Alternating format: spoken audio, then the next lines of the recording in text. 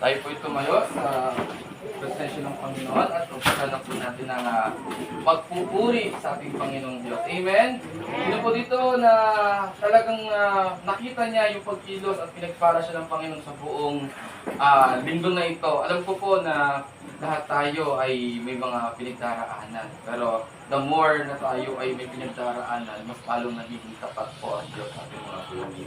Amen? Sa ngayon po, mag-focus po tayo. I-ready po natin ang mga puso natin sa pag-awit, pag-focus po. Amen? Ito, handa na siyang sumayaw at pumalakpak sa Lord. Amen? May tuturo lang po ako para dito po tayo malilito. Pag sinabi po ang kaibuti ng Diyos, una sa akin. Tapos po, pag kaibuti ng Diyos, turo niyo po yung katabi niyo para makita naman na bless siya. Tapos sa Kanya at sa atin. Paulit-ulit lang naman po yun. Amen? Praise God. Sana po tayo.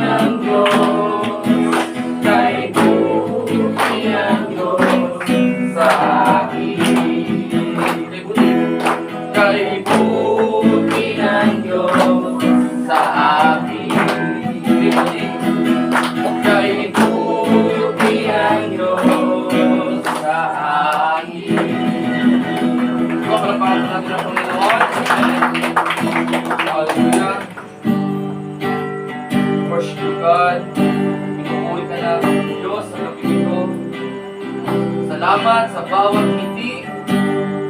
Salamat sa bawat pusong nag-aalay ng kanyang buhay sa pagpupuri sa Panginoon. Lord, sa oras po na ito, alam niyo po ang nilalaman ng aming mga puso. Lahat ng mga bagay na nagpapagulo sa aming mga kaisipan. Lord, tulungan niyo po kami na maranasan ang iyong presensya pamamagitan ng aming pag-awit ng pagpupuri sa iyo, aming Diyos. Worship you, God. Glorify your name, Lord Jesus Christ. Hallelujah. Hallelujah. Pupurihin. Pupurihin ka, O Diyos. Ang aming alay, masamba. Ang aming alay ay pagsamba. Kaluwalhatian, kaluwalhatian, buong karangalan, buong karangalan, kapangyarihan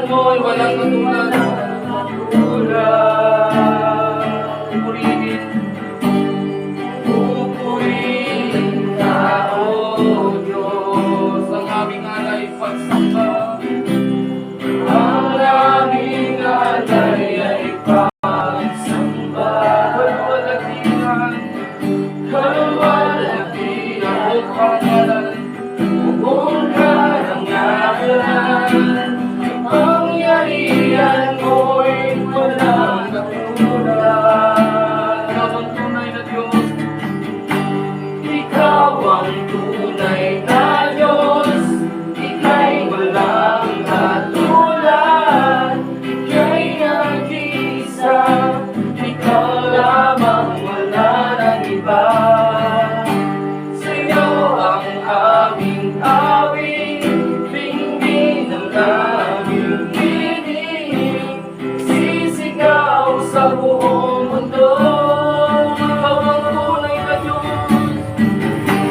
Ikaw ang tunay na Diyos. Ika'y walang katulad. Ika'y nag-iisa. Ikaw lamang, wala nang iba. Sa'yo ang aming awit, pinggin ng aming tinig. Sisigaw sa buong mundo. Pupurihin ka, O Diyos. Ang aming alay pagsamba. Ang aming alay ay pagsamba. Luwalatian, kaluwalati, buong karangalan, buong karangalan. Kapangyarihan mo'y walang katulad. Pwede natin ang mga kamay, ikaw ang tunay na Diyos. Ikaw ang tunay na Diyos. Ika'y walang katulad. Ika'y nag-iisa. Ikaw lamang, wala nang iba. Sa'yo ang aming awit, sa'yo ang aming awit, pinggin ng aming tinig. Sisigaw sa buong mundo. Ikaw ang tunay na Diyos. Ikaw ang tunay na Diyos. Ika'y walang katulad. Ika'y nag-iisa. Ikaw lamang, wala nang iba. Sa'yo ang aming awit, pinggin ng aming tinig. Isisigaw sa buong mundo.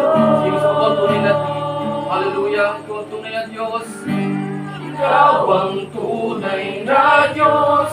Ika'y walang katulad. Hindi po ibigay sa natin pinaka-the best sa Lord. Ibigay po natin yung awit ng pagsamba sa Lord. Sa iyo ang aming awit, pinggin ng aming tinig. Isisigaw sa buong mundo. Ikaw ang tunay na Diyos. Ikaw ang tunay na Diyos. Ika'y walang katulad. Ika'y nag-iisa.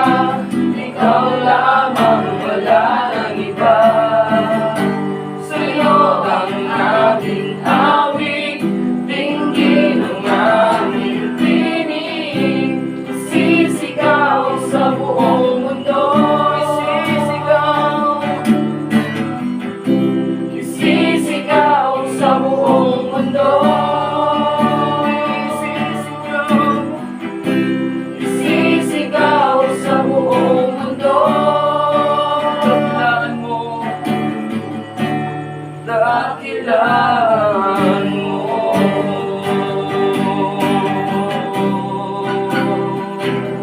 Pinupuri ka namin.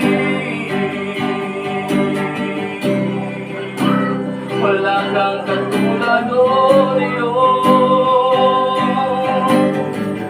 Salamat sa pag-ibig mo.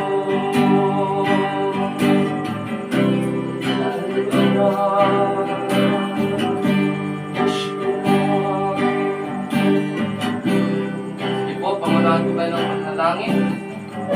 Ika-13 po. Hallelujah. Worship po. Sige po, patuloy po tayo na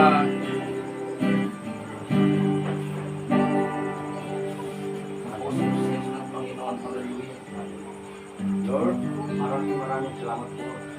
Sa gabi ito, muli, katipong po ng mga anak ko ang gawang purihin at sabayin ng Panginoon. Lord, salamat po sa mga naraw sa amin. Ang binibigay po sa amin, sa mga biyayang binibigay sa amin. Lord, Panginoon, maraming salamat po sa lahat ng mga biyayang binibigay po sa amin. Sa kalipas na po. At salamat po sa aming healthy Panginoon. Hindi po bigyan ng mga sakit Panginoon. Lord, bago po nagtuloy ang pagpapasin Panginoon, patawarin po ninyo kami sa aming mga agong pagkakasal Panginoon. Sa isip, sa salita sa inyo. Panginoon, linisin po ninyo ang aming puso Panginoon upang lahat ng aming matatanggap salita ng Panginoon ay tumiyo mo sa aming puso at mapamuhin namin. Lord, ganti po Panginoon ang aming magkain yung banal na salita Panginoon.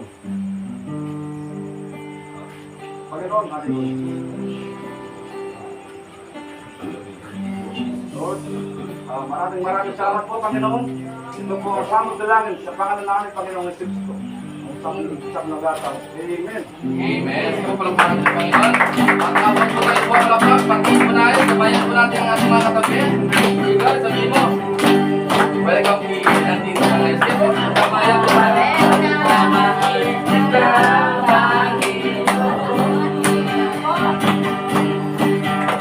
Mahal na mahal kita, Panginoon. At kailan may hindi tayo lumabalik, pagkat sa piling mo langit. Mahal na mahal kita, Panginoon. Sige po, hallelujah. Bilis mo tayo umupo. Jesus. Kasi na po, meron po akong patungan. Wala po sing ano. Ang tawag po nun, gusto ba? Ayan. Ayan po. So, okay naman po tayo. Ayan. Sige, medyo maliwalas na po ang ating mga mukha. At parang tingin ko naranasan ang presensya ng Panginoon. Alam niyo po, nakakatanggal ng stress ang pagpupuri sa Panginoon. Kaya pagka nakakaranas kayo ng mga pagsubok o mga pinagdadaanan na minsan talagang kadalasan ay hindi natin alam kung anong solusyon, umawit ka sa Lord. Yan pinaka the best way magpuri sa Panginoon. Amen po ba, nanay? Alam ko na napipil mo ang Panginoon sa buhay. Kaya purihin ang Panginoon. So, palparan natin ng Lord. Hallelujah. At sa gabing ito, magpasensya nyo na po. Hindi po ako sasali sa Starstruck. Hindi po ako sasali sa sa That's My Boy. Oo. At bilang pagrespeto sa presensya ng Lord, bilang tagapagbahagi ng salita ng Lord, tayo po ay nakaforma na tayo. Hindi naman po totally nakaforma na tayo. Medyo lang naman. Hindi naman po abnormal, pero naka-formal. Sige po. At sa gabing ito, ako po ang nataasan magturo ng salita ng Panginoon. At ito pong buwan ng Disyembre, ang ating pong tema ay patungkol sa grasya. Gracious living. No? Patungkol sa grasya. Kanino po? Sa grasya ng Panginoon. At we expect a lot. Umaasa tayo ng itong buwan na ito sa pagdiriwang ng kapanganakan ng ating Panginoong Hesus, batay po sa tradisyon na taon-taon every Christmas ang nagpapaalala po lagi ang kapanganakan ng ating Panginoong Hesus. At salamat sa pagparito ng ating Panginoon. Amen. Pagparito ng sinasabi ng Biblia na pinadala ang Emmanuel. Ano po ba ang sabihin ng Emmanuel? Sa Matthew chapter 1, Matthew chapter 2, sabi doon, narito ang Emmanuel. Ibig sabihin na po ng Emmanuel ay kasama natin ng Diyos. Kaya kung naparito ang ating Panginoong Hesus, nakasama po, nakadaong palad ng mga bagamat, hindi naman po natin siya naabutan. Sino kung gusto bumalik sa kapanahunan niya? Para lang po ay madaong palad natin ng Panginoon. Amen. Pero itong pinakamaganda kung bakit pinag-aaralan natin yung patungkol sa grasya ng Diyos. At maganda po yung ibinigay na salita na sa Roma chapter 8 verse 32. Amen. Sige po, at kung may mga Bible po, I hoping that na sana po next time na po may mga bata. Loobin ng Lord na po at ipoprovide po ng church na mabigyan po kayo bawat isa ng Biblia po para pag... At ano nyo po, loobin ng Panginoon, isa sa mga pinagpipray ko, magkakaroon tayo ng monitor. Amen? May laptop naman po ako eh. Monitor lang po kailangan natin. Kahit TV lang na ano, basta masaksakan po siya ng mga cord. At least, kapag meron tayong babasahin, meron na po kayong makikita. Magsusulat na lang po kayo ng mga chapter, ng mga verses. Tama po ba? Amen. Samahan niyo po ako sa pag-pray na i-provide ni Lord po yung ating kailangan. Amen. Kaya bang ibigay ng Panginoon? Amen. Sapagkat ito pong babasahin natin, yun po ang nilalaman ng konteksto. Ang sabi po dito, sa Roma chapter 8 verse 32, kung ang sarili niyang anak ay hindi niya ipinagkait. Tama mali? Tama. Hindi niya pinagkait. Bakit daw po? Sa halip ay ibinigay para sa ating lahat. Sa ating lahat, sa ating mga nabubuhay sa mundo. Hindi kaya niya ibibigay sa atin ang lahat ng bagay. Ulitin ko po. Kung ang sarili niyang anak ay hindi niya ipinagkait, sa halip ay ibinigay niya para sa ating lahat, hindi kaya niya ibibigay sa atin ang lahat ng bagay. Amen? Isa po, tayo po'y manalangin. Aming Diyos na makapangyarihan sa lahat, salamat Panginoon, ang aming Panginoong Yesus, ang naging daan kung bakit nararanasan namin, Lord, ang iyong grasya, ang iyong habag. Sapagkat Lord, ikaw ang bugtang ibinigay na isang magandang regalo sa aming lahat upang makatanto kami, Lord, makakita kami ng isang magandang kinabukasan na hindi lamang dito sa lupa, kundi yung pangakong ibibigay niyo po sa bawat isa na magkaroon ng matiwasay at mapayapang buhay. Sapagkat, Lord, kung nakakaranas man kami ng pagsubok dito sa lupa, Lord, sa pamamagitan mo, ikaw ang ibinigay para maibsan ang lahat ng ito at bibigyan mo po ang bawat isa ng isang pangakong hindi minsan ay nawala. Hanggang ngayon ay iyong pinatutupad ang buhay na walang hanggan. Kaya Panginoon, sa oras na ito, patuloy namin yayakapin ang iyong salita at itatanim sa aming mga puso na ito po ay magiging isang paalala ng iyong pangako na kailanman na hindi magbabago. Na kailanman hindi mo kami iiwanan sa lahat ng laban ng aming buhay. Pagpalay mo, Diyos, banal na Espiritu ng Panginoon, kumilos ka sa lugar ito. Bigyan niyo po kami, Lord, ng karunungan na nagmumula sa iyo upang ang lahat ng salita na aming maririnig ay aming maunawaan at ito po ay maging daan ng kayamanan na kailanman po ay hindi mananakaw sa aming mga buhay. Kaya Panginoon, in the name of Jesus, sa lahat ng gawa ng Diablo na nagiging daan upang hindi kami malayang makalapit sa iyo, ay rebuke sa pangalan ni Jesus. Panginoon, maraming salamat. Inangkin na po namin ang katagumpayan ng gawa ito. In Jesus' name. Amen. Minsan po palampakan natin ang Panginoon. Hallelujah. Sa ating pag-aaral, napaka-importante po yung magdedeklara ng katagumpayan. Sino po dito nagdedeklara siya ng katagumpayan sa buhay? Amen? Minsan, hindi naman po na iiwasan na tayo po ay bumabagsak. Tama po ba? Nalugi sa negosyo, o kadalasan, ibang tao, siya nagiging dahilan kung bakit tayo humihina. Tama po ba? Kasi dito sa mundo nito, sabihin na natin ang katotohanan, pinagkakaitan tayo. Tama po ba? Ng mga magagandang oportunidad. Kahit sa trabaho, ako, naranas ko po yan. No po, bilang isang HR. Dahil ako yung nag-aral na siya ay na-absorb lang bilang isang HR lang. Dahil mas marami akong kaalaman pagdating sa paghahawak ng tao, siniraan ako. Ginawan ako ng kwento hanggang sa ipatanggal ako. Di po ba? Mapipigilan ko. Mas malakas siya kasi absorb siya ng company. Samantalang po ako ay under ng agency. Sino po dito? Ako trabaho sa global kapatid. Ako trabaho ka. Okay. Sa global, ganyan ang sistema po din. Palakasan. No po? Kaya, kasi hindi malakas, kahit naman sa ang kumpanya, ganyan po. Di po ba? Palakasan. Pag hindi ka sa in sa kanilang kagustuhan, pag-iinitan po. Tama po ba? Pero, napakabuti ng Diyos kasi dahil sa kanyang kaparaanan, hindi siya nagkakait. Sapagkat sinabi kanina sa ating binasa, hindi ba niya ibibigay ang lahat? Sino ba ito? Handa na. Kunin niya yung ibibigay ng Panginoon. Amen? Amen? Parang hindi handa. Dapat po, masaya tayo pag ibibigay ang Panginoon. kahit hindi mo inaasahan, ibinibigay. Amen? Ako dami ko na pong hindi inaasahan pero ibinigay ng Diyos. Pinagpipray ko lang po pero ibinigay. Ayan po, ang pong katibayan, tricycle po namin. Hindi ko po yan inaasahan. Yan po ibinigay ko ng aking manutan. Pinagpipray ko pa lang. Ganan. Sorry po, biyanan. Sa side po ng aking asawa. Napakabuti ng kanilang puso sapagkat nakakaintindi sila sa aming buhay. Pero hindi natatapos ang mga challenge, tama po ba, sa buhay? Na, sabi nga ng iba ako po nag-aral po sa Bible School almost 4 years. Ministry. Ang laging tanong, bakit pag pinagpapala ng Diyos, ang tao bakit hindi na lang niya lubos-lubusin? Bakit po kaya? Yun po yung mga pag-aaralan natin na kung bakit hindi muna agad-agad binibigay ng Lord.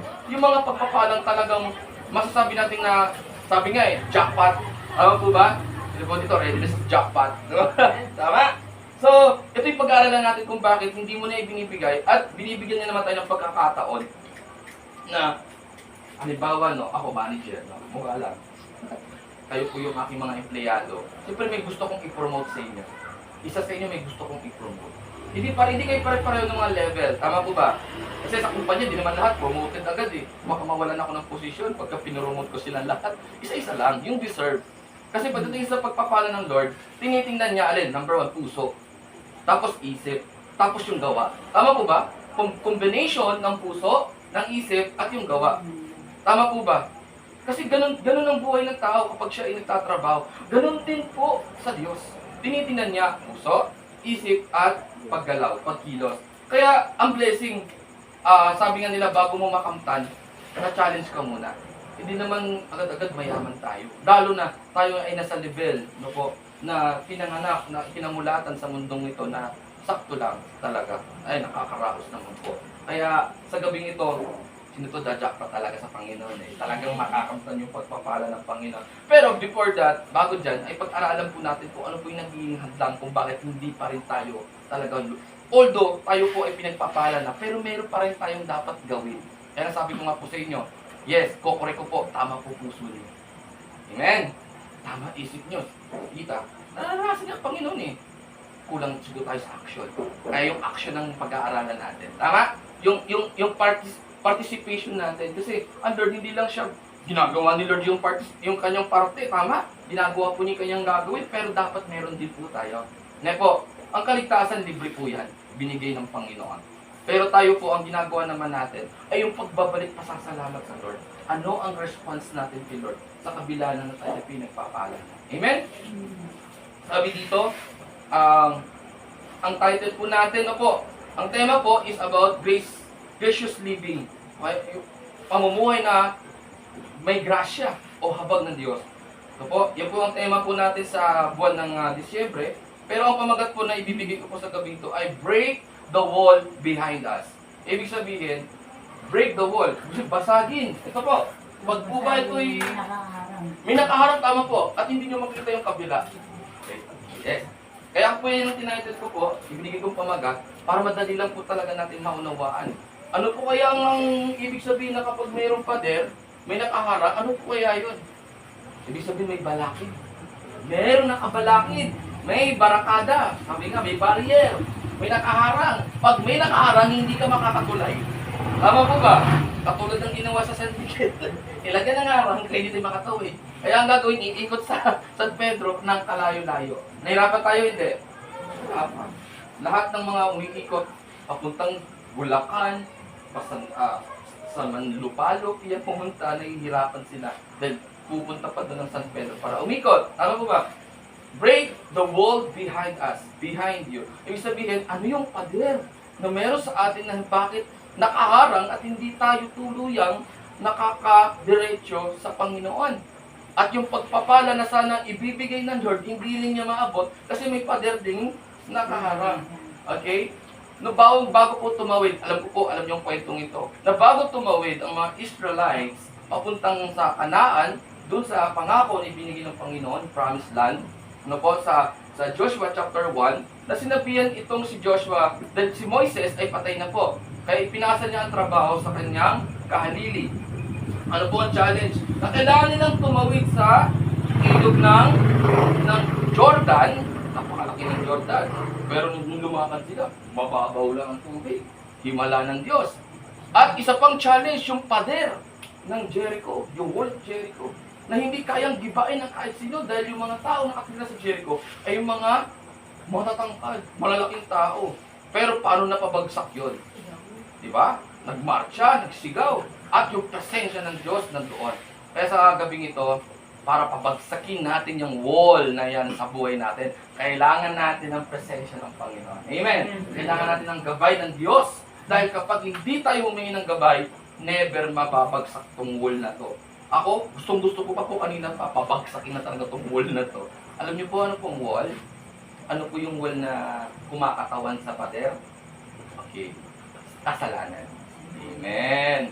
Kasi kung bakit hindi pa talaga tuloy ang ibinibigay ni Lord, yung talagang puspusang pagpapala, may kasalanang nakaharang. Tama po ba? Halimbawa po, no? Yung tao na kakilala mo, na matagal na talaga, example ko lang po ito, na matagal nang may ginagawang mali sa iyo, kaya mo bang ibigay at ipagkatiwala yung isang bagay? Di ba napipigilan ka? Ito po maya, bibigyan ko po ng konklusyon yan. Na kahit po tayo ay may mga bagay na ginagawa taliwas sa kalooban ng Diyos, pero pinapangakuan tayo ng magandang pangako. Kailangan lang po lang natin basagin itong pader na to. Ay, ito, baka mawala ng bahay si baka mawala ng poste si Brother Dick. Ang ibig sabihin yung wall na nasa loob natin. Ready na po ba tayo? I hope na maging mapagpala po ito pong pag-aaral natin. Ano po kaya yung mga bagay? Okay, ano ba yung ibig sabihin ng kasalanan? What is sin?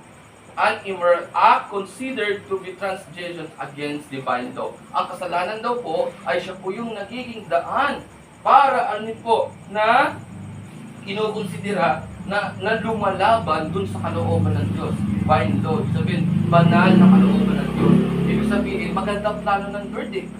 Amen? Pero dahil sa wall na ito, sa kasalanan, napipigilan yung talagang puspusang pagbibigay at lubusang pagpapala ng Panginoon.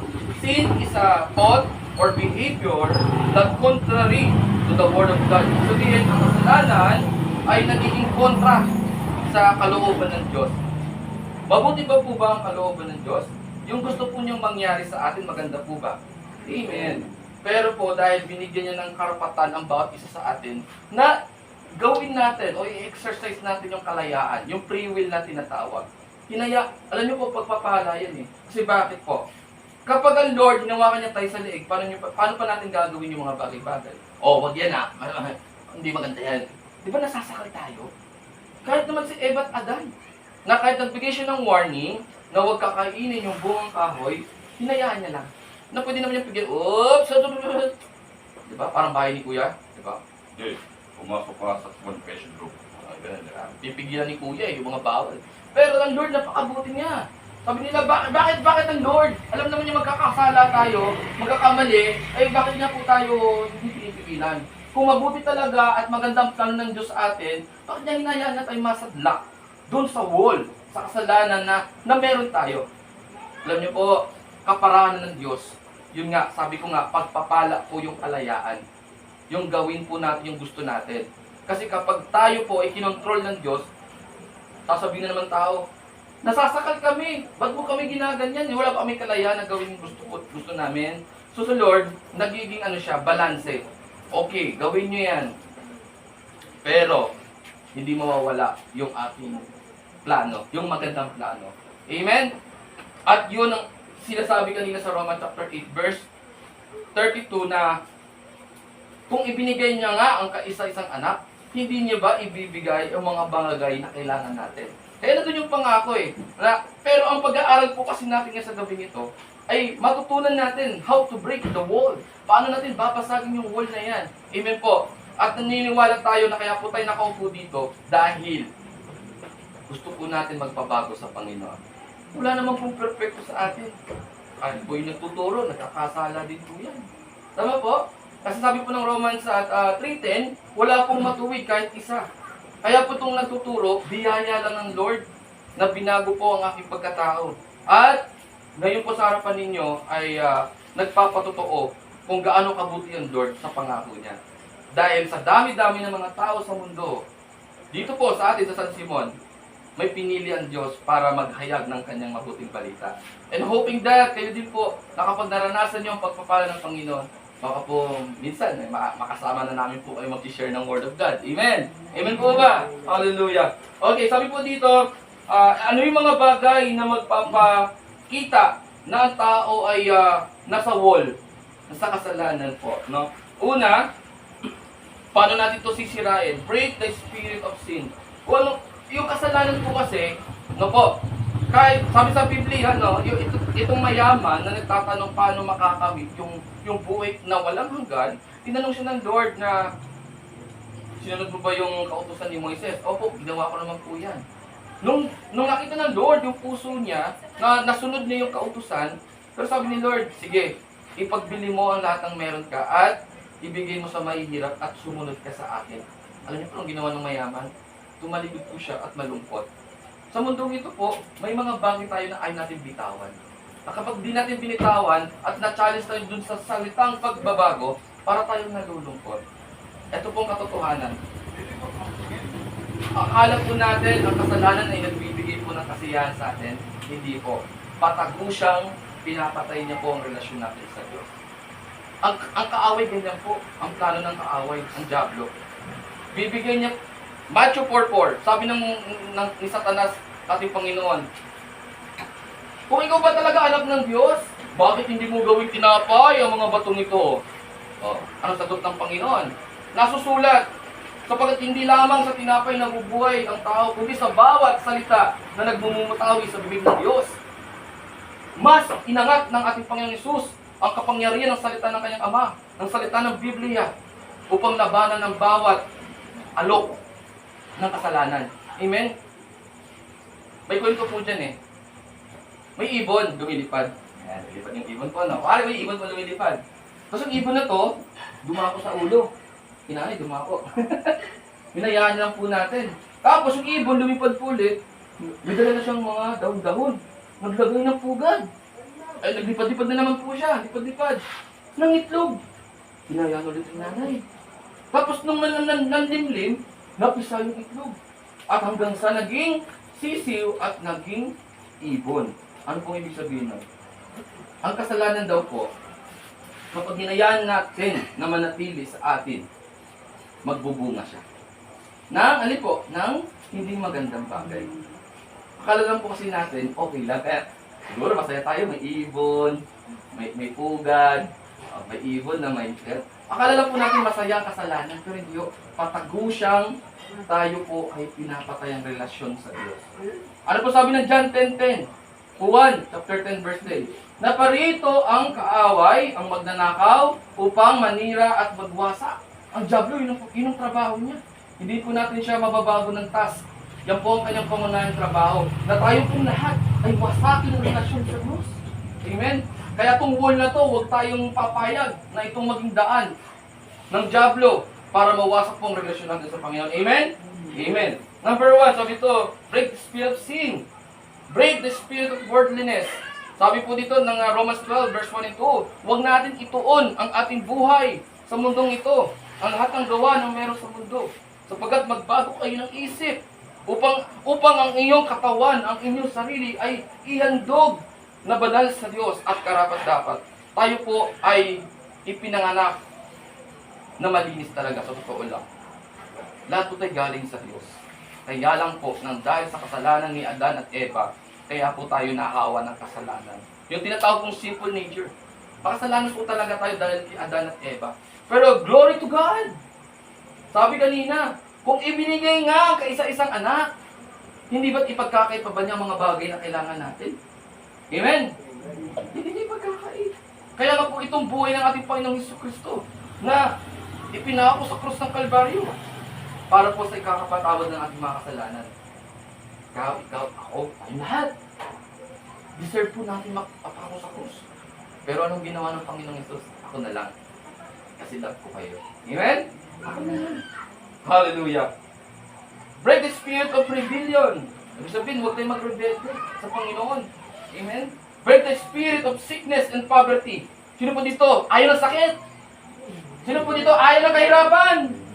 Yan ang gusto ng kaaway. Tayo po'y magkasakit at magkaroon ng paghihirap sa buhay. Kaya nga sabi niya, magnakaw eh. O di ba? Papayagan ba natin, bigyan niya tayo ng sakit? O kunin yung mga bagay na meron sa atin. Huwag po tayong papayag. Amen!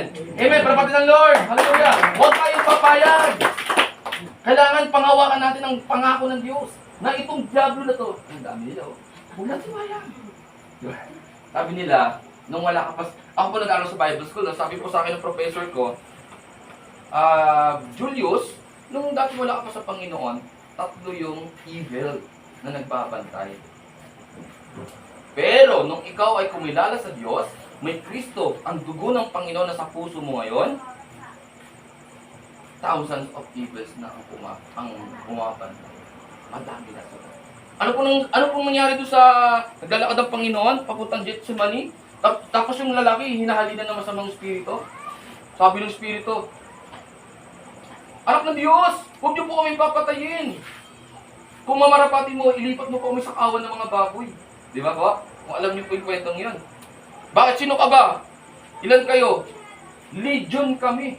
Pag sinabing legion, 1,000 po yan. Taso ng evil na kayang pumasok sa atin. Pero, sabi ng Lord, sige ngayon din, inutusan kita. Lumipat ka sa kawan ng baboy. Kayo mga baboy, nagtalunan po sa bangin. At naligtas po yung lalaking hinahalina ng masamang espiritu. Kung tayo po ngayon sa oras na ito, ay talagang may Kristo na sa buhay.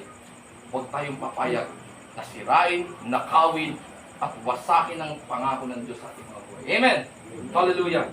Sabi ito, how to break the wall sa atin na meron. Number 1, tayo po ay magsisi at talikuran ng kasalanan.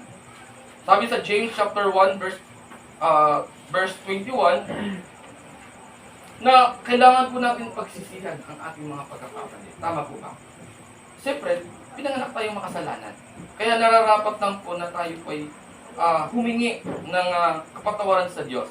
Tama po ba? At sinasabi po ni Santiago sa chapter 1 verse 21 na sabi po dito, kaya talikuran na ninyo ang inyong maruruming gawa at alisin ang masamang asal. Magpakumbabang tanggapin ninyong taimtim sa inyong puso ang salita ng Diyos sapagkat ang salitang ito ang makakapagligtas sa inyo. Amen? Ano daw makakapagpaligtas sa atin? Ang salita ng Diyos. Amen? Kaya yung grasya ng Diyos, ito pong binabanggit na po salita, ay isang magandang pangako na may tatanim sa puso natin at tatanggapin natin ng taimtim. Hindi naman pwede yung, please, tanggapin mo. Brother, tanggapin mo. Wala mo sa pilitan. Huwag naman. Pero, ngayon pa lang, naniniwala ako, nangungusap na ngayon ng Diyos. Amen? Gusto niya yung inaalok. Ngayon, tama mali. Gusto niya yan. Yung inaalok niya ngayon, hindi yun. Sis, may puto ko dito, bili ka na. Sis, may alimango ako ngayon, mura na yung kilo. Ang inaalok ni Lord, yung magandang pangako niya. Amen? Hallelujah. Kaya tayo po, sana, hindi man natin maperfectoan lahat ang bagay, pero maluwag sa ating mga buhay, sa ating puso, ang ating pagsisisi at pagtalikod sa mga bagay na nakasanayan po natin. Amen? Maniwala po kayo. Humingi po tayo ng guide. Humingi po tayo ng gabay sa Lord sa pamagitan po ng pagbabasa ng Biblia. Ako naman din po, yung mga pagkukulang din naman. Pero konti-unti, tinatanggal ng Lord ang aking mga lumang pagkatao. Kapag sinabi ng 2 Corinthians chapter 5 verse 17, ang sino mang nakipagkaisa kay Kristo. Sino po dito? Taas po ang kamay, nakipagkaisa kay Kristo. Amen? Amen. Dapat po, tayong lahat ay dapat makipagkaisa kay Kristo. Parang ano po yan? Parang partnership sa business. Hindi po magtatagumpay ang isang negosyo, ang business, kung wala po tayong partner. At sa mag-asawa, sa inyong mag-asawa, pag wala ang inyong partnership, ang inyong pagtutulungan, magtatagumpay po ba? Hindi. Na po. Pero, ang merong mas higit sa maganda sa lahat ng desisyon, yung meron tayong partnership sa Diyos. Lahat ng bagay ang pagtatagumpayan. Sabi doon, ang sino man nakapagkaisa kay Kristo ay isa ng bagong nilalang. Wala na yung lumang pagkatao at siya ngayon ay binabago na. Amen. Babaguhin ka ni Lord. Sabi mo, babaguhin ka ni Lord. Yung may galit si Lord. Pero huwag naman pa. papabuhay tayo ni Lord. Amen? Ito pong abang lingkod ninyo, dati rin namang, yun na, linis din po ang buhay. Po, sabi nga nila sa black sheep daw po ako. May sariling mundo. Po, sa Maynila pa lang, nagagawa ko na po mga bagay na gusto ko. Lahat ng bagay na meron sa mundo. Kaya huwag po kayong mag-alala. Isang magandang patukaw po kung paano po ako binago ng Diyos, mapagundi po kayo ng Panginoon. Amen? Umpisa na po para sumunod sa Panginoon. Amen? Number 2. Una, tayo po'y magsisi po at talikuran ng kasalanan. Pangalawa, tayo ay magsiyasat ng ating pamumuhay. Tinitingnan po ba natin ang ating buhay? Inaalam po ba natin kung ano po ba ang mga sitwasyon ngayon? Ay, parang di nyo po inaalam ang mga sitwasyon ha. Siyempre, di po ba pag may bigas pa kaya kami? Meron pa ba akong sasaingin? May babaunin pa kaya yung anak ko? Di po ba sinisiyasat natin po yan? Parang, abis sabihin ng sinisiyasat, manage. Sa English, minamanage natin, inaalam natin ang ating kalagayan sa buhay. Pero pagdating po sa kasalanan, sa wall, minamanage po ba natin? Kung talaga po ba na tayo ay nagdedesisyon na iwanan ang lumang pagkatao at ngayon ay sumusunod na tayo sa habag at biyaya ng Diyos. Pag po tayo ay nagpasiyasat sa Panginoon, kailangan po ay may pananampalataya. Amen. Hindi po, sabi ng Bible, ang hiwalay sa akin ay walang magagawa. Pero, ang lahat ng nakakonect sa Lord, may malaking magagawa. At yun ang salitang pagbabago. Okay? Sabi po dito sa 1 Peter chapter 5 verse 8, maging handa kayo at magbantay. Ang Diablo, ang kaaway ninyo ay parang liyong umuutungan. Ano ibig sabihin po ng liyong umuutungan? Ibig sabihin parang pag-gutom yung liyon, di ba? Kasi sino kakain niya? Di ba? Hindi po siya sa dako po, no? Ang liyon. Pag literal ang liyon ay gutom, kahit kapwa niya liyon at kahit po yung kanyang anak, kakainin niya po yan. Itinuring, no, inalitulad ang Diablo sa isang leon na naghahanap po siya ng masisirang buhay. At sabi po dito, bilang kapaalala, at alig-aligid na naghahanap ng masisila. Sabi po doon, maging handa kayo at magbantay. Kaya nga po sabi doon kanina, sa pangalawang pagtuturo, tayo dapat po ay nagpapasiyasat. Una, Lord, tama po pa kaya ang aking ginagawa? Ito po ba ay kagustuhan pa po ninyo? O ako na lang po? Kung meron po akong nagawang sadya o hindi man, nasabi, naisip, naramdaman, patawarin niyo po ako. 1 John 1:9, na kapag kinonfess natin at sinabi natin sa Panginoon ng ating mga pagkakasa, mawawala yung wall na yun. Kaya nga sinali, nararamdaman niya eh. Kasi dineclare niya sa buhay, gusto ko lang maranasan ng presensya ng Diyos. Ganun po dapat. Kailangan tanggalin mo yung wall. Kasi hindi natin nakikita eh. Ganyan ginagawa ng kaaway eh. Ibig nagpupuri ka, nakatakip. Pero kapag hinanap mo ang presensya ng Panginoon, mabubuksan yung blind eyes. Ibig sabihin yung mata natin, bubuksan ng Lord yan. Yung puso natin, bubuksan yan. Amen? Kaya dapat po, unang tumaligod tayo sa pagkakas. Iwan natin po yan. Pangalawa, magpapiyasat tayo sa Panginoon. Lord, hindi po talaga ako perfect talaga. Talagang may nagagawa pa po talaga ako. Tulungan niyo po ako. I declare in the name of Jesus. At sa gabing ito, sina-challenge ko po ang baptism. Basahin na natin yung buhay. Amen po ba? Basahin na natin. Kunin na natin yung pagpapalang inhanda ng Panginoon. Amen? Ano po? Ang Lord po, hindi po siya nagda-judge. Sino po yung kinaladkad dinala po sa Kanya? Babatuin daw hanggang mamatay. Si Maria Magdalena. Magdalena. Sabi ng mga Hudyo. Kasi nga, hinahanapan nila ng buto ang ating Panginoong Isus. Yan. Si Maria Magdalena. Yan, kasalanan niya, nangangalo niya yan. Nisipigan niya yung mga gatugan-tugan niya. Anong katol yan? Ang sabi ni Moises, ang kaso, no, ng pangangalo niya o pakikiapid. Ang resulta niyan, babatuin hanggang mamatay. Anong sagot ng Panginoon? Itaas ang kamay kung sino man hindi nakakasala. Wala pong nagtaas ng kamay kapagkat ang lahat po ayaw ay nagtaas maliban kay Kristo. Dahil siya ay patuwid at hindi nagkasala. Sabi niya kay Magdalene, sa puso po natin, kung wari lang po tayo sumagal, sabi ng Panginoon, sin no more. Huwag na magkakasala. Amen? Napakaganda ng pag-ibig ng Panginoon. Palapakan natin, Lord. Kasi sabi ni Lord sa Romans 6:23, sapagkat ang kabayaran ng kasalanan ay kamatayan. Ngunit sa libreng kaloob ng Diyos na buhay na walang hanggan sa pamamagitan ni Jesucristo, walang ibinigay na ibang pangalan kundi ang pangalan ng ating Panginoong Jesus. Na ang kabayaran dapat ng kasalanan natin ay kamatayan dahil sa kasalanan na yan. Pero salamat sa pag-ibig ng Lord, buhay niya ay sapat na para sa kaligtasan ng bawat isa.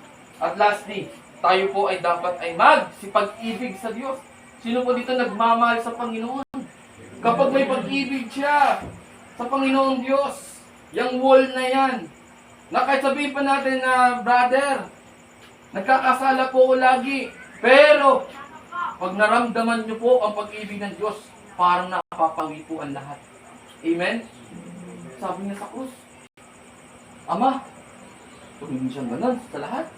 Tinignan niya po lahat yun. Ay, pag kami ng Lord, familiar sa akin ito Ito yung mga pinagaling ko. Ito yung mga ginamot ko. Ay, nakita ko sa dulo, yung bulag yun, oh. Yun yung nakakita.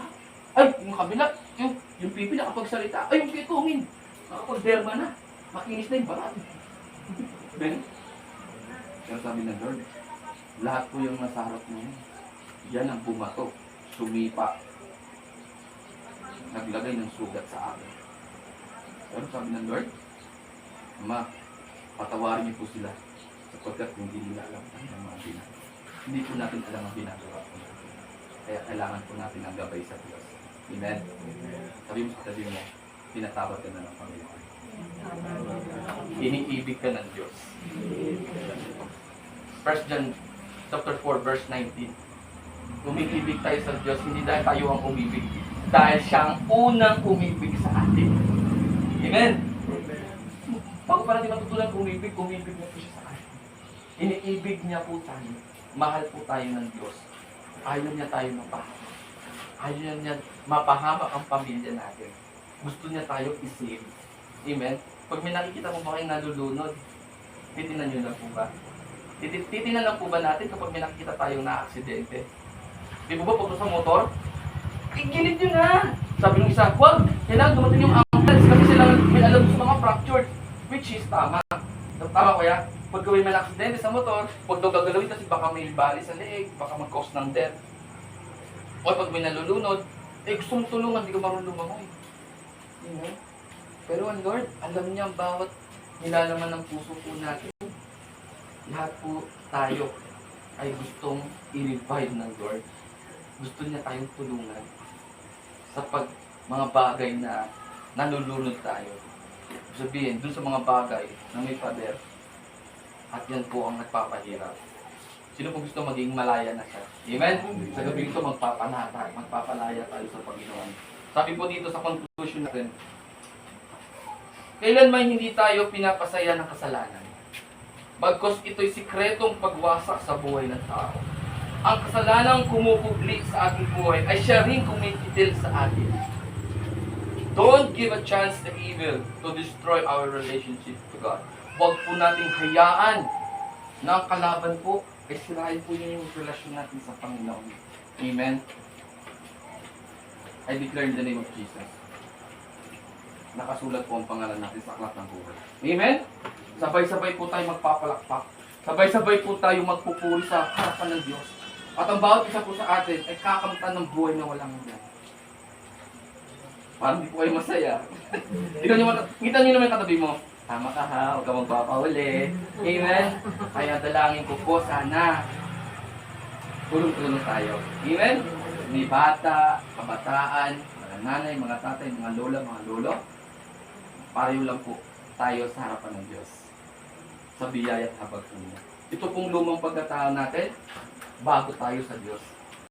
Lahat po tayo bago. Pero, sabi ko nga ho, ang challenge, we have to break the wall. Mahal ka ng Diyos. Amen! Hallelujah! Hallelujah! At sa gabing ito, sa ating pag-aaral, na maluwag sa ating mga puso, napakakawalan na po natin itong wall na to. Sino po ito? Handa na po siyang i-break yung wall na nagpapahirap sa atin. problema, sakit. Alam niyo po, may mga kapatid tayo ngayon na tawag na ito namatayan. Di po ba? Pag may namamatayan tayo, iniisip natin, kamusta kaya relasyon niya sa Diyos? Amen? Pag namatay ang tao, ang hirap na pong isipin kung paano siya nabuhay sa mundo nito na may kalooban sa Panginoon. Ipanalangin po natin ang ating mga mahal sa buhay. Alam niyo po, ako, pinapanalangin ko po araw-araw mga pamilya. Kasi dati naman silang naglilingkod. Mga worship leader po, mga kapatid ko. Pero nung sila po ay nakaranas ng matinding pagsubok, bumalik sila sa mundo. Ako po, alam ni Brother Dick po ang buhay ko. Ang maraming itinuro. Pagka-graduate ko po kasi ng Bible School, bumalik po ako sa makamundong bagay. Pero Lord, pag pinili po tayo, tatatikin ka niyo. Balik ka na. Hindi po masakit ang palo ng Diyos. May kasamang pagmamahal. Amen? Kaya anak, mga kapatid ko po sa Panginoon, mahal ka ng Diyos. Tandaan niyo po yan. Mahal na mahal tayo ng Panginoon. At kung meron mang itinuturo sa gabi nito, dahil pagmamahal din ng Diyos. Amen. Pwede po tayo ito kayo sa house. Masarap magpuri sa Panginoon na malaya tayo. Amen? Wala na bumabalakid sa atin. Yung papuri na, Lord, I surrender. Surrender na po ako. Gusto ko na gusto ko. Ano po? Maging kabataan man, hingin po yung paggabay sa Diyos. Mga mag-asawa, pagtibayin ng Panginoon ang inyong pagsasama. Maging sentro ng inyong buhay ang Panginoong Diyos. Amen. At huwag po nating hayaan na tayo po ay pangunahan ng Diablo. Dahil sabi ng Biblia, tayo ay pinagkatiwalaan ng kapangyarihan ng Panginoon upang talian ang anumang sa langit ay tatalian din sa lupa. Ibig sabihin, meron po tayong otoridad na talian ang lahat ng gawa ng Diablo sa ating mga buhay. We are more than conqueror. Higit pa tayo sa mga mananagumpay. Ibig sabihin, pagkasama natin ng Diyos, tayo po ay tagumpay na. Amen! Hallelujah! Sige po, sa oras nito, inibigyan ko po kayo ng pagkakataon na i-confess niyo po sa Lord ang inyong pong mga pader na po na nandyan sa inyong mga puso na kung bakit hindi tayo malayang nakakatakal sa Panginoon. Lord, sa oras na ito, gusto ko na po ipabasag, Lord, itong pader na to at mamuhay sa iyong grasya, O Lord.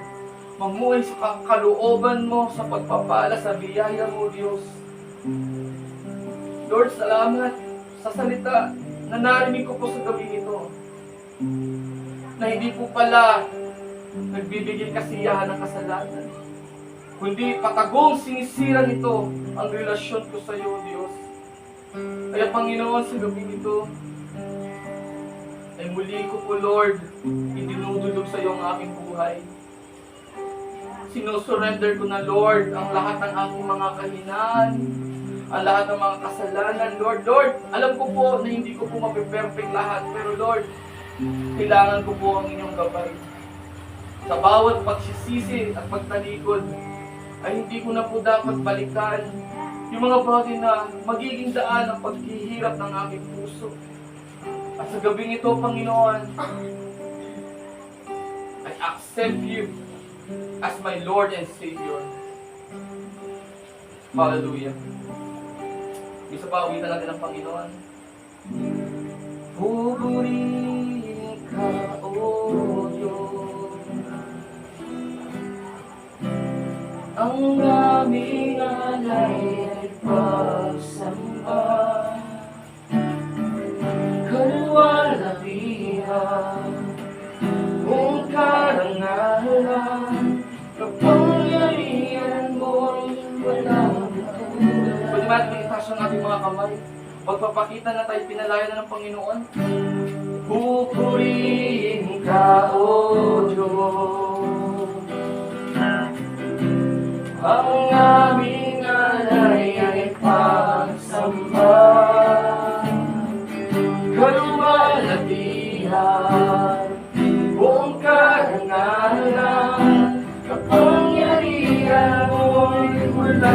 katulad. Ikaw ang tunay na Diyos. Ikaw ang tunay na Diyos, Ika'y walang katulad. Ika'y nag-iisa, Ikaw lamang, wala ng iba. Sa'yo ang aming awit, tingting ng aming tinig, sisigaw sa buong mundo. Kadakilaan mo. Dakilaan mo. Sundan niyo po ako sa aking panalangin. After ko po magsalita, bigyan po natin ito ng pananampalataya na pagdedeklara ng pagtanggap sa Panginoon. Hallelujah. Panginoong Diyos, sige po, sabay mo natin sabihin, Panginoong Diyos, sa oras na ito, lumalapit po ako na may pagpapakumbaba. Inaamin ko po, Diyos, na ako'y makasalanan. Nagkasala sa iyo. Kaya hindi po ako karapat-dapat sa iyong kaligtasan. Pero salamat, Panginoon, sa iyong pag-ibig, sa iyong buhay, na ibinigay niyo po sa akin. Ikaw ay namatay sa krus ng Kalbaryo upang ang iyong dugo ang maging kabayaran ng aking kasalanan. Binubuksan ko po ang aking puso. Tinatanggap kita bilang Panginoon at sariling tagapagligtas. Hayaan niyo po, Diyos, na pagharian niyo po ang aking buhay. Ikaw na po ang bahala sa lahat ng aking desisyon. Nang tanging kalooban mo lamang ang siyang manaig at hindi ang kasalanan. Maraming salamat. In Jesus' name. Amen. Po, palpakan niyo ang Panginoon. Amen. Hallelujah. Ito po, sa oras nito, tayo po'y magsuko at tinatawagan po natin ang ating West Coordinator. Hallelujah. Sino po dito naramdaman niyo po ang pagkilos ng Panginoon? Amen. Mahal po kayo sa Panginoon. Kasi po, iba yung usaping bagay na halimbawa, tungkol sa negosyo. Iba po usapin nito ba? Tama po ba? Iba rin po yung usaping kamag-anak. Pero pag pinag-usapang para sa Diyos, yan po kasi ang pangunahing trabaho na aking pong tinanggap sa Panginoon nang ibahagi ang salita ng Diyos sa lahat po ng mga tao. Amen? Sige po. Hallelujah. Sa oras po na ito, alam ko po na ang pagbibigay at pag-abot po sa tulong ng Panginoon ay ito po ay 100 upang makatulong po sa gawain ng Panginoon. Magpatuloy po ang ating pagbabahagi at paghayo. At alam ko po na lahat po tayo pinagpala sa lahat ng bagay ng kaparaanan ng Panginoon. Pag-pray po natin yung ating mga pinagkakasala po sa ating mga salapi. At ito po yung magkita ng pagpapala. Amen. Dakilang Diyos sa mga pangyarihan sa lahat. Salamat o Diyos sa salita na ipinagkatiwala at ibinigay niyo po sa gabing ito. Ano man po ang mga daan, kung hindi po kami tuluyang nakakalakad, salamat sa pag-aaral na ito na binasag na namin ang lahat ng mga nakaharang o pader upang tuluyan po kami makalapit sa iyo, Panginoon. We thank you, Lord, for your grace, for your mercy, for your love given us. Ang pangako mong hindi na mamaliw at minsan hindi pa nagkulang. At naway ang gawain ng pagbibigay, Lord, minsan pa ay mabuksan ang aming puso at isip ng pagbibigay kaloob sa iyo, Diyos, ay pagbabalik, pagpupuri at pasasalamat dahil pinagpala niyo po ang aming mga buhay. Pagpalain niyo po ang bawat isa. Pagpalain niyo po ang gawain dito sa village. In Jesus' name, Amen.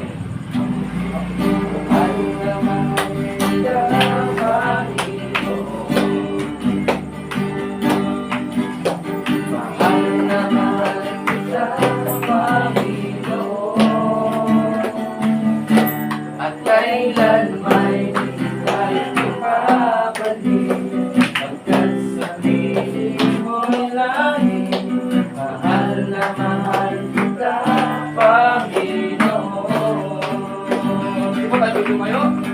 palapakan natin ang Panginoon. Hallelujah. Para po sa closing prayer.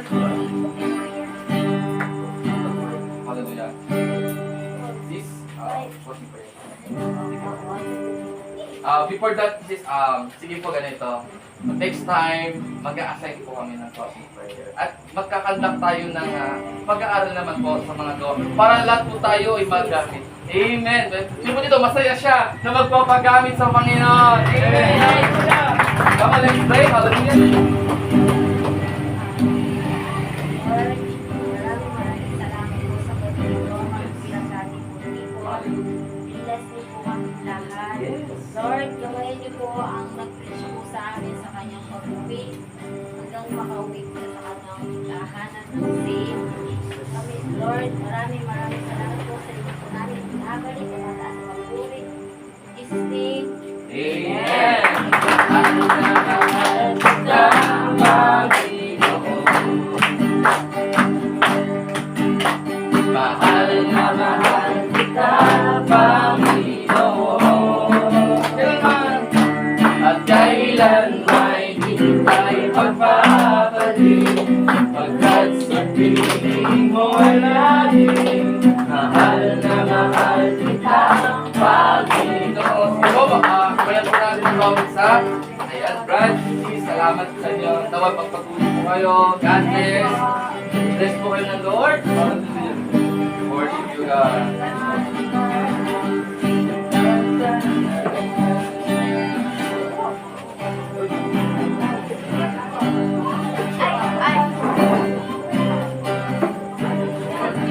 God bless. Salamat. God bless. Salamat po. Pagpalain po kayo, Panginoon. Lari kita. thank you po. Sige po. Tatay. Ang ganda ng mga ngiti nyo. Parang gusto pa. Thanks, God.